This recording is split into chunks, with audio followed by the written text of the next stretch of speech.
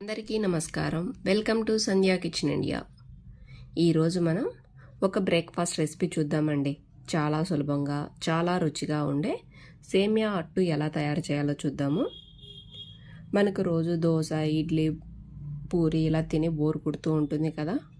మనం ఇలా ప్రత్యేకంగా అప్పుడప్పుడు ఇలాంటి స్పెషల్ రెసిపీస్ని చేసుకొని తిన్నాము అంటే ఇంట్లో అందరూ కూడా ఇష్టంగా తింటారు. మనకి ఇంట్లో ఏం లేదండి, బియ్యపిండి, పెరుగు, సేమియా, బొంబాయి రవ్వ ఉంటే చాలు ఈ సేమియా అట్టు రెడీ అయిపోతుంది. ఎక్కువ సమయం పట్టకుండా కరకరలాడే ఈ అట్టును తయారు చేసుకోవచ్చు. పిల్లల నుంచి పెద్దల వరకు కూడా అందరూ కూడా ఇష్టంగా తింటారండి. మరి ఇక ఆలస్యం చేయకుండా రెసిపీని ప్రారంభిద్దాం రండి. ముందుగా నేనైతే ఇక్కడ 2 కప్పుల సేమియాని తీసుకుంటున్నానండి. మీరు ఉన్న మెంబర్స్ని బట్టి మీరు తీసుకోండి. స్టవ్ పై ప్యాన్ పెట్టి 1 టీ స్పూన్ నెయ్యిని వేసుకోవాలి. నెయ్యి మెల్ట్ అయ్యాక 2 కప్పుల సేమియాని వేసి మంటని లో ఫ్లేమ్లో పెట్టి సేమియా గోల్డెన్ కలర్ వచ్చే వరకు వేపుకోవాలండి. ఇక్కడ నేను నార్మల్ సేమియా వాడుతున్నా కాబట్టి రోస్ట్ చేస్తున్నాను. అదే మీకు రోస్టెడ్ సేమియా దొరికితే అవైనా యూజ్ చేసుకోవచ్చు అండి. కానీ 1 స్పూన్ నెయ్యి వేసి వేయించండి, వాటినైనా కూడా చాలా టేస్టీగా ఉంటాయి. ఇలా సేమియాని గోల్డెన్ కలర్ వచ్చే వరకు వేయించుకున్న తర్వాత 2 గ్లాసుల వాటర్ని పోసి మరిగించుకోవాలి.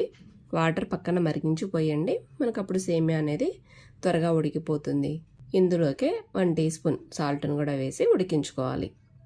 చూడండి, సేమియా అనేది బాగా ఉడికిపోయింది కదా. మనం ఆ వాటర్ కూడా ఏం వంపేయాల్సిన అవసరం లేదండి, అలాగే ఉంచండి. ఈ సేమియా ఉడికేలోపు మనం ఇందుకు కావాల్సిన క్యారెట్లు, అలాగే పచ్చిమిర్చి, ఆనియన్ ఇవన్నీ తరిగి పెట్టుకుందాము. ఇప్పుడు మనం ఉడికించి పెట్టుకున్న సేమియాని ఒక మిక్సింగ్ బౌల్లోకి తీసుకోవాలి.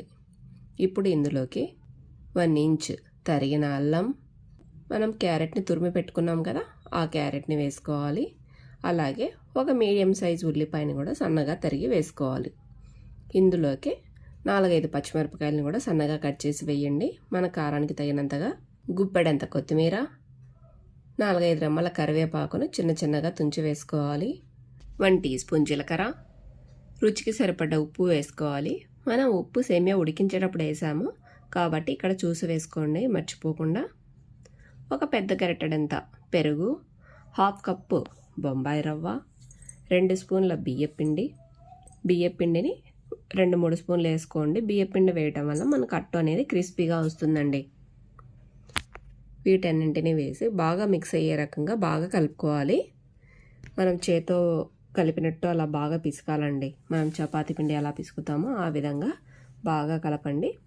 తర్వాత కొద్దిగా నీళ్ళని యాడ్ చేసుకుంటూ మనకు వడపిండికి, దోశ పిండికి మధ్యస్థంగా ఉండే రకంగా చూసుకోవాలండి. మరి వడపిండి అంత గట్టిగా ఉండకూడదు, అలాగని దోశపిండి అంతా వదులుగా కూడా ఉండకూడదండి.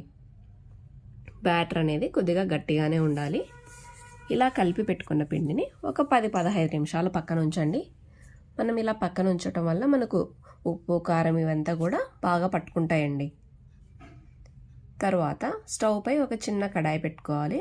లేదంటే మనం దోశ పెన్నంలో అయినా వేసుకోవచ్చండి. నేనైతే ఇక్కడ చిన్న కడాయిలో వేస్తున్నాను. చూడండి, మనకు బ్యాటర్ అనేది మరీ గట్టిగా అయ్యింది కదా. నానేసరికి రవ్వ నానుతుంది కదండి, అప్పుడు వాటర్ని పీల్చేస్తుంది.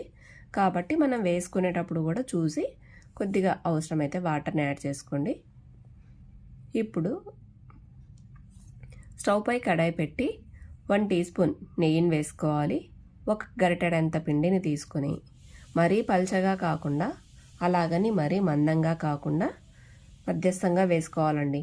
మరీ పల్చగా వేయకూడదు. మందంగా వేసాము అంటే కూడా మనకు అట్టు అనేది క్రిస్పీగా రాదండి. అంచుల చుట్టూ కూడా ఒకసారి కొద్దిగా ఆయిల్ని కానీ నెయ్యిని కానీ వదలండి. మనం నెయ్యితో చేసుకుంటే మరింత టేస్టీగా ఉంటుందండి. లేదంటే మనం ఆయిల్తో అయినా చేసుకోవచ్చు.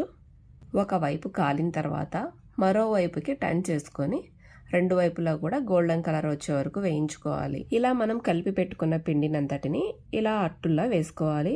ఒక ముఖ్యమైన విషయం ఏంటి అంటే, మనం అట్టుని మాత్రం సిమ్లోనే పెట్టి కాల్చాలండి. మనం హై ఫ్లేమ్లో పెట్టాము అంటే కింద మాడిపోయినట్లు అనిపిస్తుంది, కానీ అట్టు అనేది క్రిస్పీగా రాదు, మెత్తగా ఉంటుంది. కాబట్టి మంటని లో ఫ్లేమ్లో పెట్టి 5-6 నిమిషాల పాటు కాల్చుకోవాలండి. ఒకవైపు కాలిన తర్వాత మరోవైపుకి టర్న్ చేసుకొని అప్పుడు మనకు సేమియా అట్టు అనేది పైన క్రిస్పీగా లోపల సాఫ్ట్గా చాలా బాగుంటుందండి. ఈ అట్టుని పల్లీ చట్నీతో కానీ, కొబ్బరి చట్నీతో కానీ, టమోటో చట్నీతో కానీ సర్వ్ చేసామంటే సూపర్గా ఉంటుందండి. ఈవినింగ్ స్నాక్స్కైనా, బ్రేక్ఫాస్ట్కైనా సూపర్ రెసిపీ అండి. తప్పక మీరు ఒకసారి ట్రై చేసి మీకు ఎలా వచ్చిందో కామెంట్ చేయండి. Thanks for watching my video.